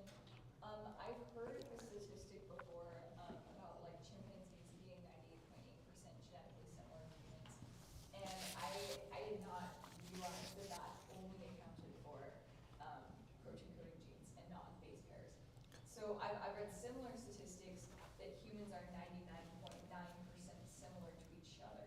So do you know, is there like is that adjusted for only protein coding genes? Does that apply to base pairs? Like how genetic, because we talked about human genetic diversity, how genetically similar are humans to each other in the species? Because that would help put it in context. Yeah, I'm so glad that you actually raised that. That's a really important point. And we were talking about this earlier today. I believe that statistic, that all human beings are like 99.9% genetically similar, looks at the whole genome. We have sequenced so many human genomes now that we have a really good idea of just how similar and different that we are, okay? And bottom line is that the differences between human beings on opposite sides of the world are minute compared to the differences that you actually see within many other species, okay? So like two chimps living on opposite sides of a river might have far more genetic differences than we see from two human beings that live on opposite sides of the planet, okay? So what that tells us, again, is that we are all part of one human family, okay? We all trace back to a common ancestor. We're very closely related. I mean, from my perspective, I would say that's a very good argument against racism, you know, because we're all basically one family, okay? If you don't like somebody else, well, they're 99.9% the same as you, okay? So you basically might as well not like yourself, okay? Because they're pretty much exactly the same as you. I personally think, for me, I mean, I think that there are some good scientific arguments against racism, but for me, as a Christian, the best argument is that we are all made in the image and likeness of God. In Genesis, it says that God made humanity in his image, and we all have fundamental worth and value in God's eyes, full stop. Okay, I don't care what the scientific evidence says, we have worth and value because we are created in the image of God, every human being. So for me, that is like the drop-dead best argument against racism. But I know a lot of evolutionary scientists and other people, I think it's a reasonable argument to say, look, we're so genetically similar that we're all one family. So you got to look at your fellow human being. You got to look at them like you're just basically a close relative. Yeah. I'm probably skewing the topic a bit, but I'm curious to know if we remove the electric, topic of humans, primates, kind of put that over here. Do you see the same gaps in the genetic record from an evolutionary standpoint with other animal species? I mean, does that exist, or do you see lineages of evolution in non-primate animals? Great question. We talked about this last night. In my talk was titled Evolution's Failed Predictions. And one of the lines of evidence that we went over was the fossil record. And I went over it much broader than just the hominid record tonight. And actually, you're correct. You do see this pattern of what we call explosions in the hominid fossil record in many different types of organisms. So probably the most famous example is what's called the Cambrian explosion, where we see most of the major groups of animals appearing abruptly in the Cambrian period. We're talking about things as diverse as mollusks or arthropods or vertebrates or echinoderms. These basic body plans appear about the same time in the fossil record without any direct evolutionary precursors. So that's a really famous example of an explosion. Another example, there's an explosion of land plants in the Devonian, and it's been actually compared to the Cambrian explosion, saying this explosion of all these different diverse land plants that suddenly appear. There's a bird explosion in the fossil record around 65 to 75 million, or 55 to 75 million years ago, where major modern groups of birds appear very abruptly. There's an explosion of orders of mammals in the early tertiary, around maybe 50 to 65 million years ago. So we do see this pattern over and over again in the fossil record, that when we see many new types of organisms arising, they rise abruptly in the same kind of pattern. Yeah, and I think that intelligent design is a very good candidate for explaining this sort of, because each explosion requires information to account for all those new body plans you're seeing. So yeah. Is there did I see a question back there? Yeah. Oh, yeah. Two quick questions. Well, he actually answered my first. Okay. He had my first question. The second question is, does the intelligent design movement have any kind of discourse with biologos? Like Hugh Ross has interacted with Deborah Harzma, who is, I guess, the president. Have there been any debates or like public conversations with members of the biologos community? Yeah, no, definitely the answer is yes. In fact, a couple years ago, Stephen Meyer from Discovery Institute was on a podcast with BioLogos. I've had quite a few very friendly conversations with BioLogos people behind the scenes, shared the stage at conferences with them a couple of times. I would love to have more. Me personally, I've not had as much, I think, as I would like to have, but I would be very, very open to doing more of that in the future. So if you're watching this online and you're from BioLogos, I'd love to have dialogues with you guys. But yeah, we have done that, and we're very, very open to doing that. Kind of related to this gentleman's question. You quickly mentioned punctuated evolution. And so usually when I talk about this, I think, well, that was a surprise to everybody, right? Stephen Jay Gould was like, oh, we tell me this. I mean, it's like, that's when I would suspect that intelligence were going. You have microevolution, and then all of a sudden, somebody says, hey, we want to do this, and you have to put all this information into it, which easily explains punctuated equilibrium. Yeah, no, great point. So for those how many of you guys have never heard of punctuated equilibrium, just out of curiosity? Okay, so let's explain it, because it may be a weird term that doesn't make a lot of sense. So if you don't mind, I'm just going to kind of tell the story that you alluded to just now. I do mind, but So if you look back to when Darwin wrote Origin of Species, Darwin actually acknowledged in the book that the fossil record did not contain the transitional forms between different species that his theory predicted, okay? And so what Darwin said is the reason why we don't find these transitional forms is either A, the fossil record is incomplete, or B, we just haven't spent enough time looking for them, okay? And he basically people thought that over the next, 100 years, whatever, that we would discover the transitional forms that were predicted by Darwin's theory. So then paleontologists went out and spent a lot of time digging in the ground. And over the next 100+ years, they found a lot of fossils. But in the 1970s, some scientists led by Stephen Jay Gould, who this gentleman just mentioned, and some other paleontologists, they started to say, you know what? We've been searching now for these transitional forms now for over 100 years. And we still do not have very many good possible candidates for transitional forms from the fossil record. Yes, there are a few out there, but we could say like even a broken clock is right twice a day, right? So there's not very many great examples of transitional forms. So what they said is we need to come to terms with the fact that these transitional forms simply aren't going to be found. They're not in the fossil record.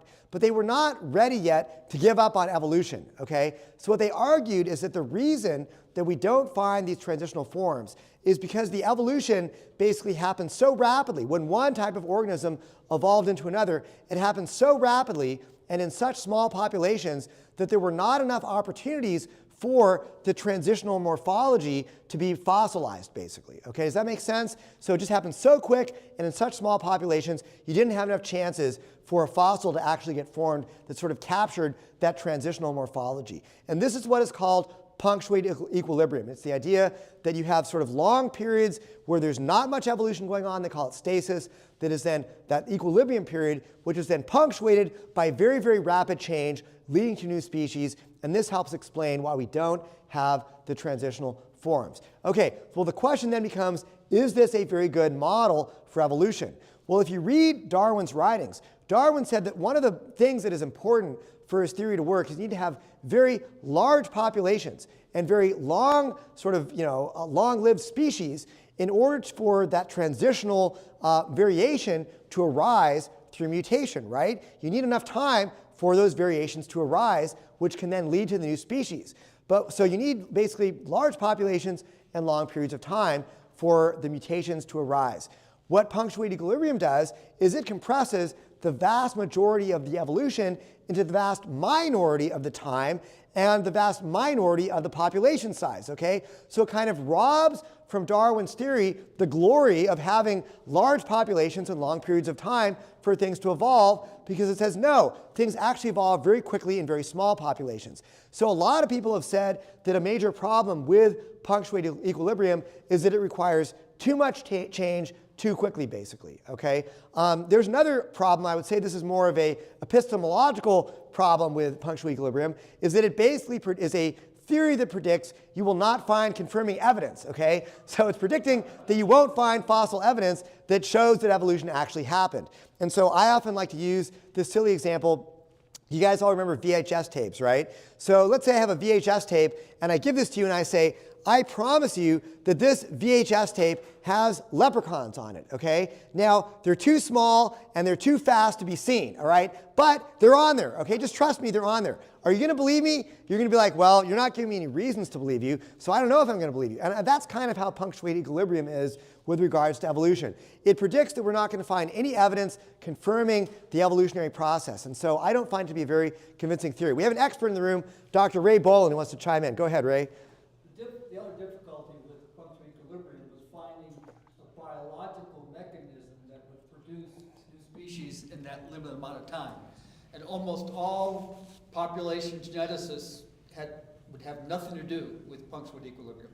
And Ray, did you write about this in your book, The Natural? Yeah. So Ray wrote a very foundational book for the ID movement called The Natural Limits to Biological Change. Ray actually has a PhD in molecular biology from right here at UT Dallas. So make sure you talk to Ray before the night is over. And Ray, is your book still available? Or? Yes, you can get it through Probe Ministries. Okay, very cool. So What was the last thing you said? I read your book. What was the last thing you said? Probe Ministries?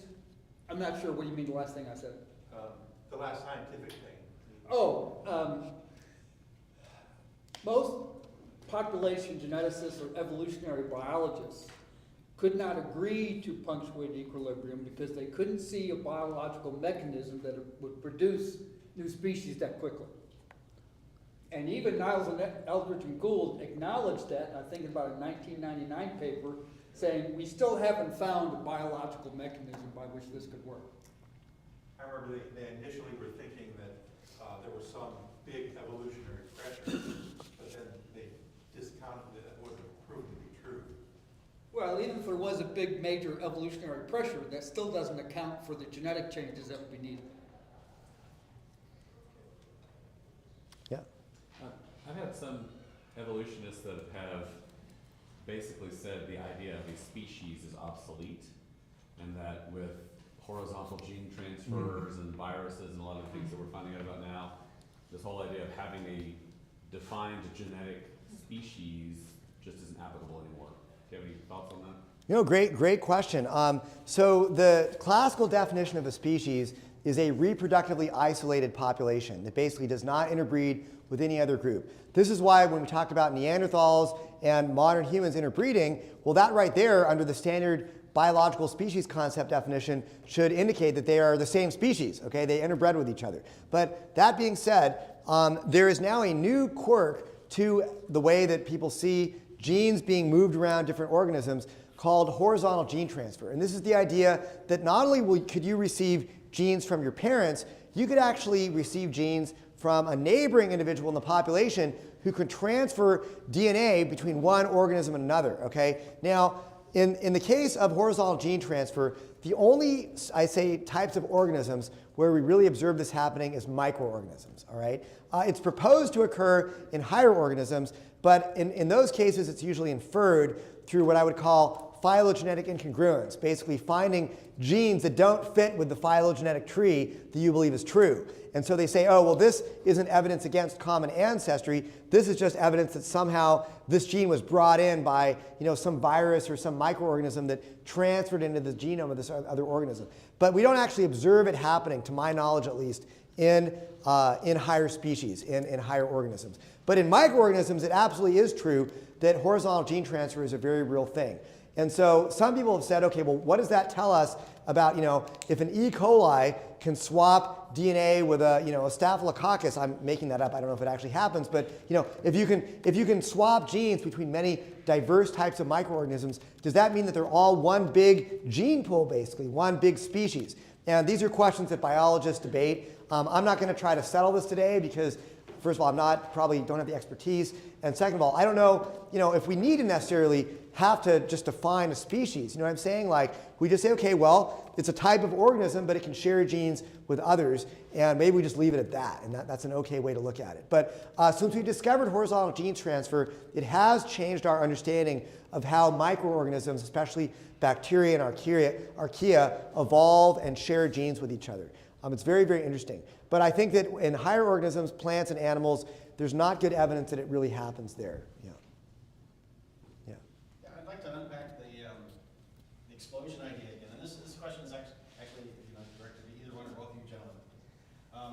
Looking around the room, some of us here are old enough to remember when you bought a piece of software, an old version of Windows, and it would come with an install.exe file. It was relatively small file. You double click on this thing, and it would unpack dozens or hundreds of files. It would generate files and put them all over your computer in places that are almost impossible to get rid of later. So, is it conceivable that there could be mechanisms genetically that were pre-packaged, essentially install.exe files, that at whatever point in time in history unpack in a sudden way like that, creating, even generating all of this extra genetic material and putting it where it's supposed to go. So it's not an evolutionary, it's not just unguided or even influenced by environment, it's actually pre-programmed to do this. Is there anything that suggests that could be conceivable?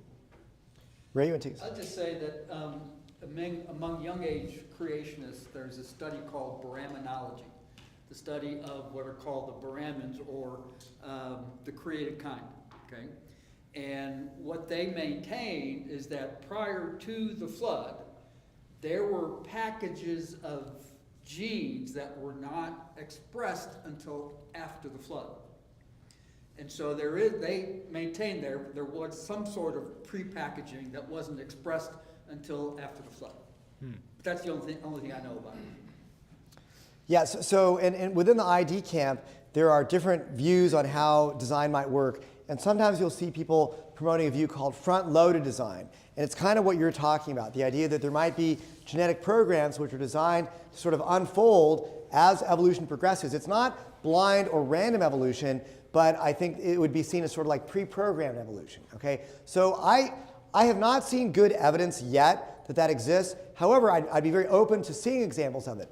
Where I think we are seeing examples of pre-adapted or pre-programmed evolution is in giving organisms the ability to rapidly adapt to changing environmental conditions through epigenetic responses, okay? And so obviously epigenetics is a really hot topic in biology right now, and it's something that is still being understood and researched exactly how it works. But it basically comes down to is that an organism can receive stimuli from the environment.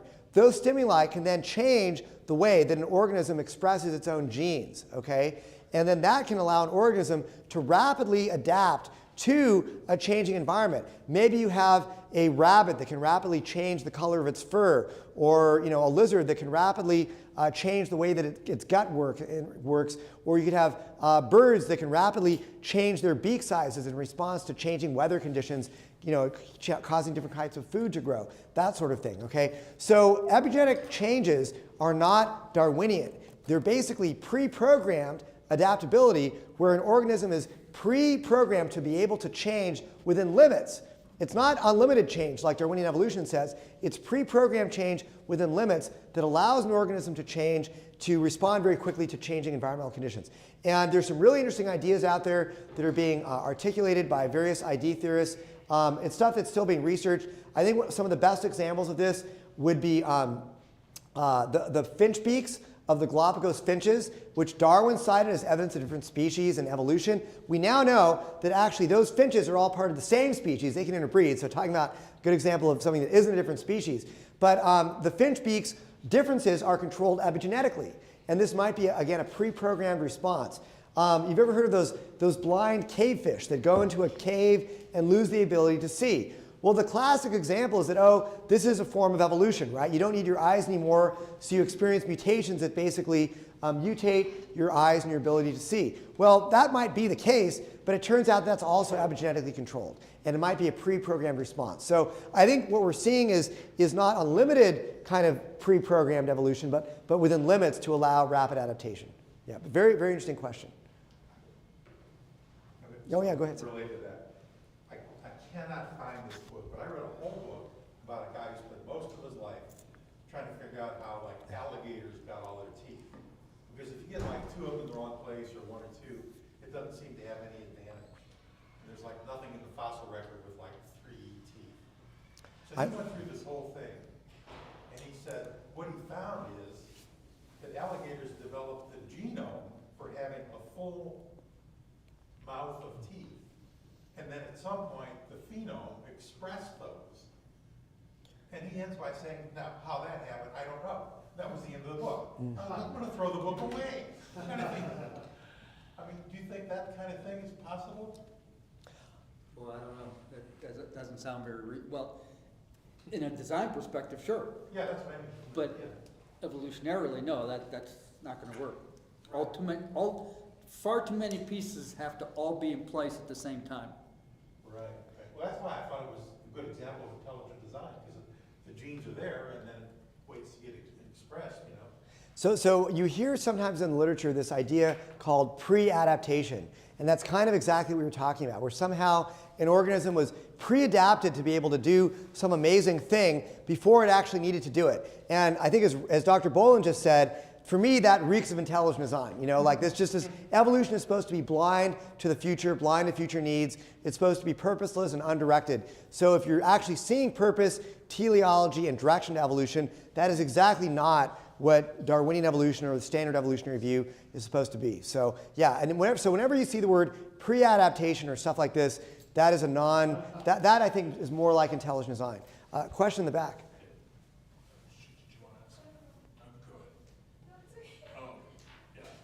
I just want to ask you a question about Ken Ham. Just curious. So the Institute for Creation Research is here, and Ken Ham came to Tony Evans' church, really to a full house,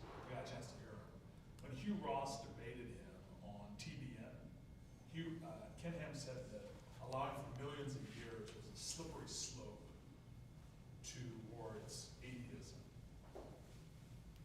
Any comment about that comment? Well, I mean, I personally disagree. I mean, I think that there are many Christians out there who believe in an old earth and are certainly nowhere near becoming atheists. So I would be one of them.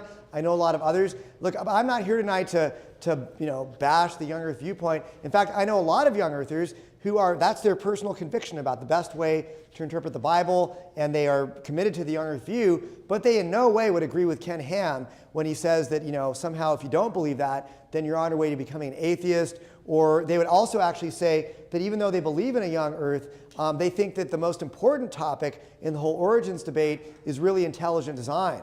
That it's most important to talk about the evidence for a designer behind life in the universe than to go out and argue about the age of the earth. And even though that's their personal view, that the earth is young, they don't see that as the most important issue. So there's a lot of, I guess, different views that I'm aware of within the young earth community. There are folks who think, it's got to be young earth, or I guess, really bad things are going to happen. But there are other folks who do accept a young earth that acknowledge that, yeah, I mean, there's other Christians who hold different views in good faith, and they're not going to see those people as doing something theologically inappropriate. I mean, for me personally, I do take a very high view of Scripture. I believe Genesis is literal history. I interpret Genesis literally. I just believe that when you interpret it, you can interpret it through an old earth lens. I'm not going to go into that tonight.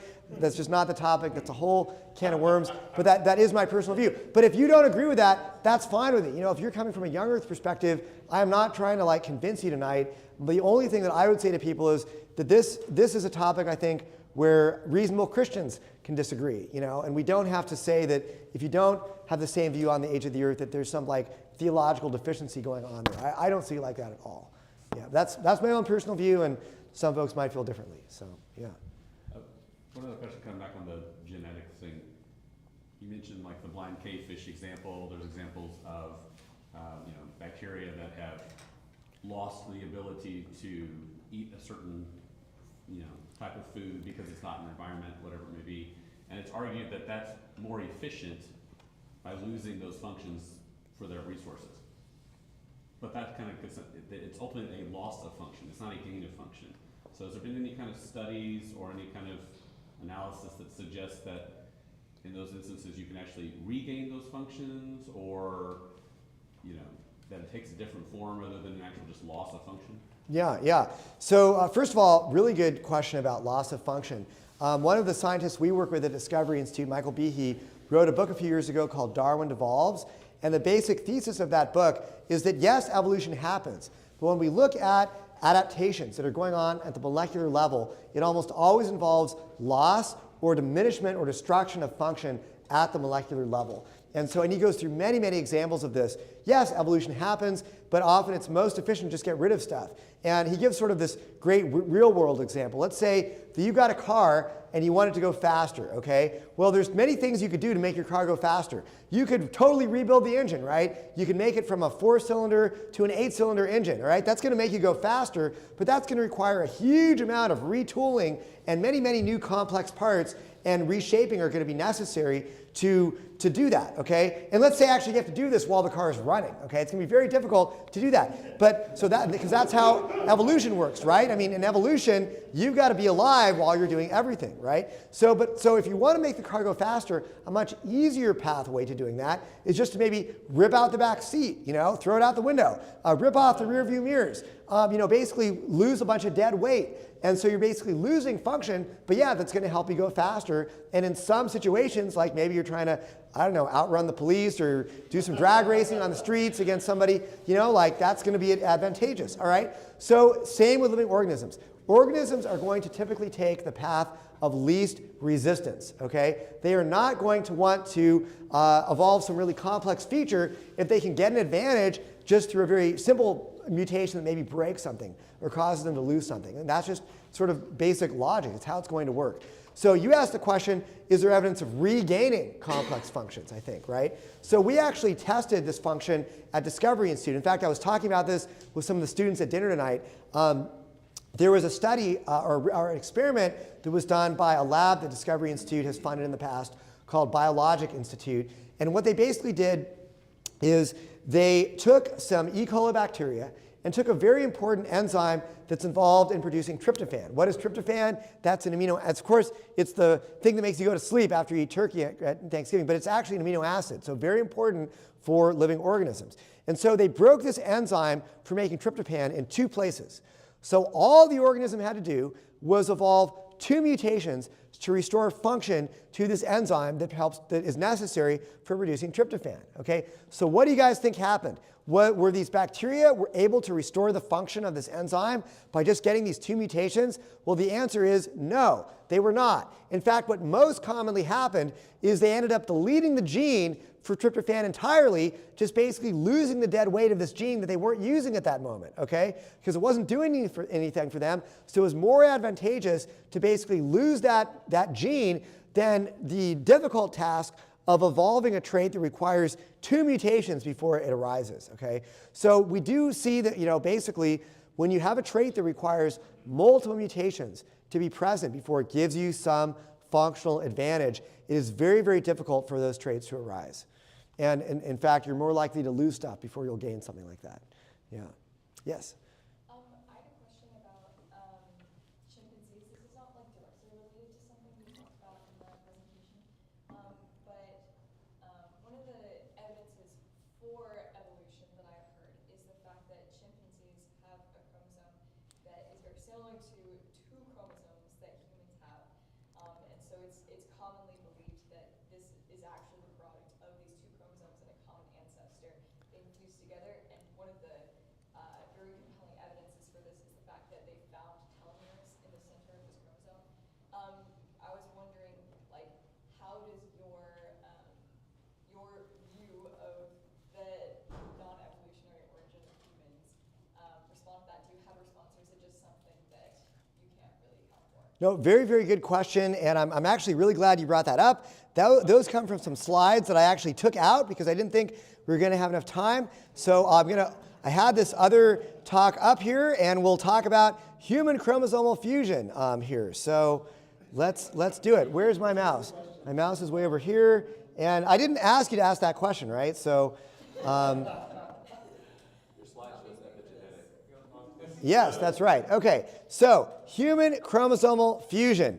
And so you actually stated the argument very well, and I think that you've articulated what the argument is very clearly. So the argument is basically this. It says that there's a human chromosome, number 2, that has a structure of what one would expect.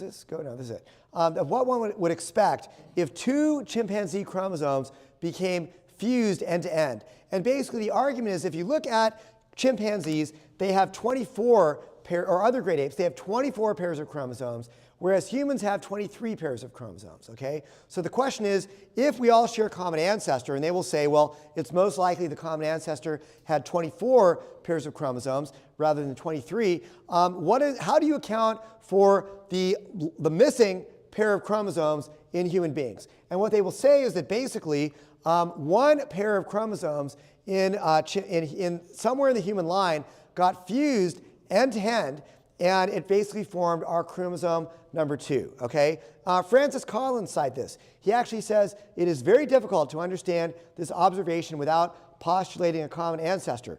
I would actually argue it's very easy to understand this evidence without postulating a common ancestor, okay? Very, very easy, all right? So there's 2 ways you can view this chromosomal fusion event, okay? One view is, yes, there's a human-chimp common ancestor that had 48 chromosomes, and somewhere along the line that led to modern humans, there was a chromosomal fusion event. Okay, that's the standard evolutionary view, right?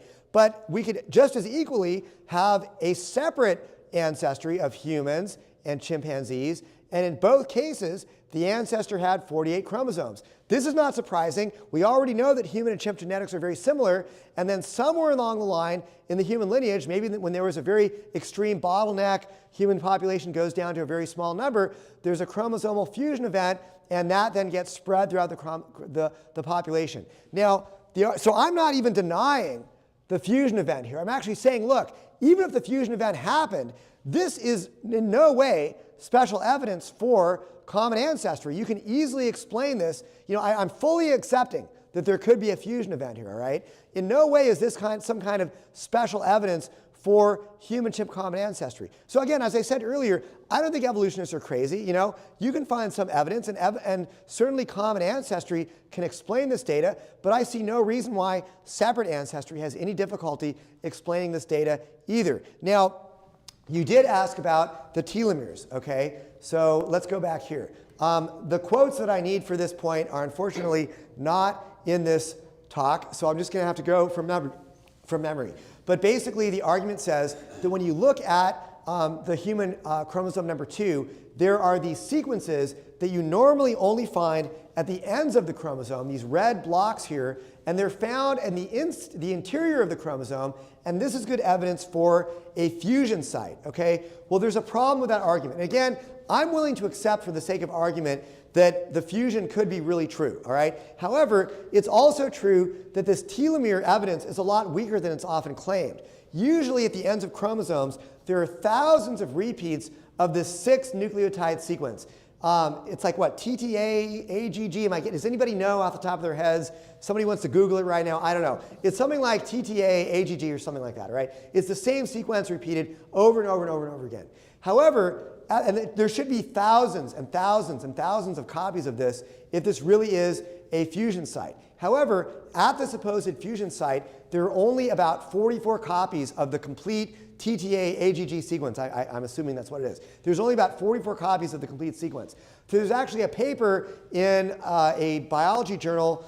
I remember it's by Fan et al. I don't remember the exact journal right now. I can get you the reference if you want. And it says that actually the supposed fusion site is highly degenerate. What they mean by the words highly degenerate is that it does not resemble what you would expect if 2 chromosomes actually were fused end to end. There has to be a lot of degeneration of the DNA because it doesn't look like two telomeres anymore were fused there. Now, there are some telomeric sequences there. However, the interesting thing is that it's actually not that. You can find other places in other chromosomes where you find those kinds of repeats. Okay? It's not like they're only found in this one chromosome, therefore this is the only fusion site. Maybe there's other fusions in the genomes. I don't know. But I'm just saying the evidence is not as clear-cut as it's often said to be. Okay? So I could dig that up for you. It would probably take a minute. But if you want, come up here afterwards. I'll dig up the exact quote for you. Yeah. But great question, and I'm glad that came up. Yeah. Well, this has been a really interesting discussion. That's about the end of our time. Can we have another hand for Dr. Luskin here? Thank you.